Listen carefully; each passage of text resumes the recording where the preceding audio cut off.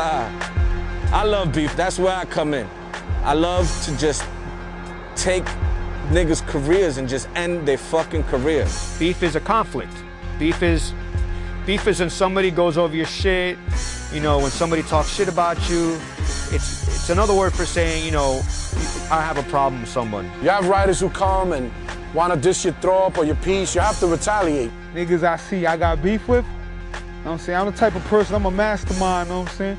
I don't just jump at it. I mean, I see you, I'm gonna do the homework for you, you know what I mean? I love going over people. Graffiti, I've said it before many times, is a full contact sport. Careers were ended off of beef. People have been killed off of beef. It was always a part of graffiti. I mean, in a very strange way, it's kind of what kept it competitive and exciting for me. You have people that are competing for the same space on the streets, and you know, you're gonna bump heads with people just because of that alone. People would get run off the line, you know? I can't go paint over there because I have beef with someone. You know, my shit ain't gonna last on that line because cats are beefing with me. I don't think anybody ever wants beef other than when you're like 16 and you want to be noticed and you want to, you know, be paid attention to. Or some writers just go over you just because they want to meet you or they want to get famous quick. You know, dudes go over me, I run circles around them. They really can't catch up to me. I am really that advanced. And it's kind of a joke. It impacts people's styles. They have so much beef, they don't ever want to put more time into developing something with more style because it ain't gonna last. You know, whether or not it was you and the beef, you got to watch beefs unfold on the sides of trains. You got to watch two crews battling or two crews dogging each other's shit. And you know, it's like any good boxing match. You just sit back and kind of watch it and see who wins at the end. Beefs get squashed by fighting. Beefs get squashed by, like, you know, by saying, hey, forget about it. Wow, I didn't even know it was you all these years. I made a call, you know what I'm saying? It went through the wire. I told the dude, you know what I'm saying, you want to dead the beef, give up a large sum of paint, man. Paint, markers, ink. Beefs get squashed that way too. You pay your way out of a beef. You better be on your P's and Q's, man. Know what you're doing. I don't need any crew to be famous. If I rep your crew, you know, it's because I'm honoring your crew, so you should respect that. What a crew means to a writer is his family. I've known most of the people that I've been bombing with for damn near all of my life. You know, it's kind of like a rite of passage, you know. They're giving you your props by putting you down with their crew. Form of respect. You're friends, so therefore you have a common interest in something and you do it together. It's like a bowling team. Or like a group of women that get together and discuss soap operas, which a lot of writers are not too far removed from that. Each one gives each other energy to elevate, you know, and that's what makes a good crew, elevation. The problem is crews kind of like gangs, and gangs was one of the things that I thought Graph was a departure from. It really didn't enhance the development. In a way, I kind of felt like I threw shit backwards. Learning about style, learning about painting, learning about racking. It's the people that you have that watch your back for you. Because writing is a violent scene. The definition of a toy to me is somebody that's new to the game, doesn't necessarily understand the rules of graffiti. Maybe it's his tag style that makes him a toy. A beginning writer, somebody who sucks. Letters all discombobulated, you know what I'm saying? An arrow coming out, you like, yo, where that arrow came from? Somebody who just lacks style, period. No style, no knowledge of what's going on. They just go around tagging their name wherever they can. You know, a toy is not necessarily like the way you write or something. A toy is more of a state of mind. Hanging out with a bunch of toys, hanging out with a bunch of cats that don't necessarily get up. They might claim they write graffiti, but they're better known for starting fights, better known for stealing cars, better known for hustling or doing something else. You know, I consider a toy somebody who's not really doing it for themselves. Somebody who's just kind of doing it to be down, doing it for other reasons aside from just personal fulfillment. Just gathering up fame as quickly as possible without going out there and without spending the years that you gotta put in to establish yourself. Their mind is limited. You ain't fooling us, homie. Unfortunately, dudes stay like that.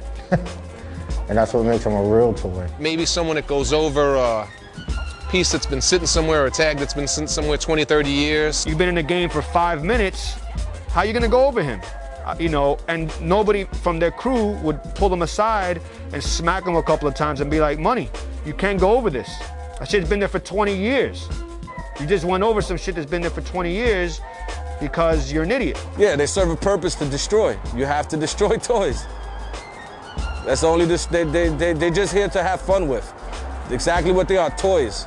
They might as well be made by Mattel or Hasbro. Predator and prey, you know? You know, toys are suppliers to the many kings of the graffiti world. They usually are quick to give up their paint. You know, you just, yo, toy, give me your paint. And they're quick to oblige. There needs to be someone you can go over without worrying if he's gonna go back over you. So it balances things out, I think. I just go over their shit and crush their fucking feelings. Toy's a writer who just started, really. I mean, everyone was a toy. I mean, I really don't diss toys because I was a toy at one time too. Basically, everybody starts out that way. Everybody. I was certainly a toy. I mean, I was not only a toy, I was almost, could be called a graffiti groupie. And then I would do pieces on trains, and I would see my pieces on the trains or my throws, and they would pull in. All the other shit looked fresh. My shit didn't look fresh. It doesn't mean that you have to remain in that category. But yes, everyone's a toy at the beginning. Nobody can deny that. And toys that are willing to accept that and learn from somebody who's better than them have a good chance of getting better. Basically, graffiti writers write on anything. I mean, I see writers write on church, man, churches. You shouldn't write on churches or children's little schools. It was irrelevant whether it was a Catholic church, a place of worship, maybe a synagogue or a mosque. You just didn't write on these places of worship. Now, I've written on churches before, you know what I'm saying? And it's not like I knew it was a church. It was more like I'm hitting it up, then later on I'll be like, oh. You don't write on people's houses. You know, you just didn't do that. That's kind of gone out the door as well. You don't ride on cars, like just regular civilians' cars. I've seen people ride on in cemeteries, man. I mean, there's things you should respect. You didn't write over someone else's rest in peace mural, for that matter. Usually they were respected in, you know, when there's beef, people will go over a dead person's rest in peace memorial. I mean, I've seen dead people with more beef while they were dead than when they were alive. Well, number one ethic, do not go over scuff. Number two ethic, do not go over scuff. I never wrote on nobody's house. I can't front. I wrote on writers' houses, writers that I have beef with. Say you have a little tree-lined street and people are writing on people's fucking garage doors and shit like that. The whole ethics question has changed since I was around too, because I remember like people wouldn't, you know, write on trees or they wouldn't write on the floor. There's just some areas like neighborhoods where graffiti looks fucking stupid, like just ridiculous, you know what I mean? It's like, what the fuck are you doing? As the risk goes up, so does the adrenaline. Part of me accepting the fact that graffiti's changed and the rules have changed is that there are a bunch of cats out there that are painting on highways and hanging off of rooftops and on overpasses. The term heaven spots is in Los Angeles term. They use that shit for the highway spots that you gotta climb off, that if you fall, you're gonna get run over and you're going straight to heaven. That's crazy right there, you know what I'm saying? People see you and be like, oh shit, you know what I'm saying, your name up there. I think nowadays kids are tending to get more into high spots or difficult to reach spots just because things get cleaned so fast. If you're not doing those spots, you're not staying up, your stuff's gone in a week. Yeah, man, it's something that normal people don't do, you know what I'm saying? I'm not a normal person. None of these toys could climb up there and diss what I got, you know what I'm saying? It's like if you're gonna diss it, then you gonna work hard like I worked hard to get up there. Sometimes, you know, good spots, they come with some sort of danger with them. My thought on all those spots is that they're fucking crazy. That's crazy, man. That's amazing.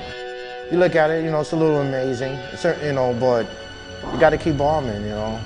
It's only impressive one time. Impressed me many times over. The illest shit that I've seen is not even in America. It's really in Brazil, in Sao Paulo and Rio, where people are hanging off buildings and climbing stuff that's like 10, 15 stories high easily. Yeah, I've heard writers, you know, fall. I've heard, you know, writers have got killed.